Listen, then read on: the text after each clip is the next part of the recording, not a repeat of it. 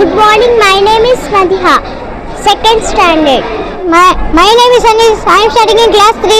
Session school నుంచి రంజాన్ ముబారక్. ముందుగా రంజాన్ శుభాకాంక్షలు తెలియజేస్తున్నా. ఈరోజు మన పాఠశాలలో ఎంతో పవిత్రమైనటువంటి రంజాన్ నెలలో అందరూ కూడా చిన్నపిల్లలు పెద్దలు అందరూ కూడా ఈ యొక్క ఒక్క పొద్దులు ఉండటం చాలా వాళ్ళ యొక్క ఆరోగ్యానికి కూడా చాలా మంచిది. ఆ విధంగా ఉన్న వాళ్ళందరూ కూడా మన పిల్లలకి మన పాఠశాలలో ఉన్నటువంటి పిల్లలందరూ కూడా వాళ్ళకి ఫ్రూట్స్ కూడా నేను చెప్పాను నిన్న వాళ్ళకి అందజేయాలని చెప్పాను. మరి అందులో భాగంగా అందరికి కూడా ఈ యొక్క ఫ్రూట్స్ వాళ్ళకి అందజేస్తారు. ఒక విషయం అయితే అందరికీ తెలియజేస్తాను నేను. మన టిప్పు సార్ చెప్పారు ఇతరులకు సహాయం చేయాలని. ఉన్న దాంట్లో ఇతరులకు సహాయం చేయాలి. నేను ఏది ఎవరికి ఏదైనా కూడా నా మనస్తత్వం ఏంటంటే ఎవరన్నా వచ్చారనుకో నా సార్ నాకు ఇబ్బందులు ఉన్నాయంటే నా చేతిలో డబ్బులు కూడా ఇచ్చేస్తా. నేను ముందు వెనక ఆలోచించను. ఏంటంటే కొంతమంది చెప్తారు, కొంతమంది చెప్పకుండా చేస్తారు. నేను చెప్పకుండా చేస్తా, చేసింది చెప్పుకోను.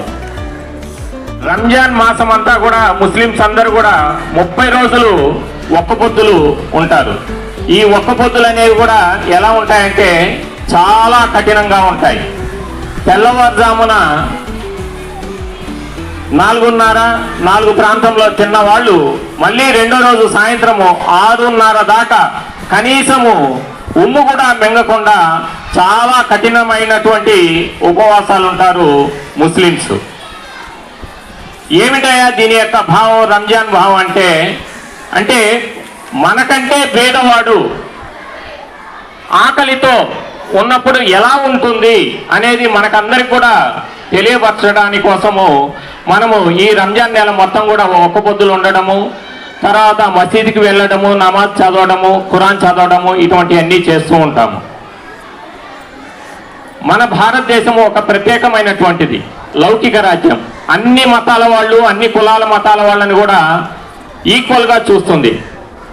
భారతదేశంలో లౌకిక రాజ్యంలో ఎలా ఉంటుందో మన పాఠశాలలో కూడా కుల మతాలకు అతీతంగా రంజాన్ కాదు, క్రిస్మస్ కాదు, అలాగే సంక్రాంతి కాదు, ప్రతి ఒక్క పండగని మన పండగగా జరుపుకునేటటువంటి స్కూల్ ఉందంటే మన నెల్లూరు జిల్లాలో శేషు స్కూల్ ఒకటే అని నేను భావిస్తూ ఉన్నాను.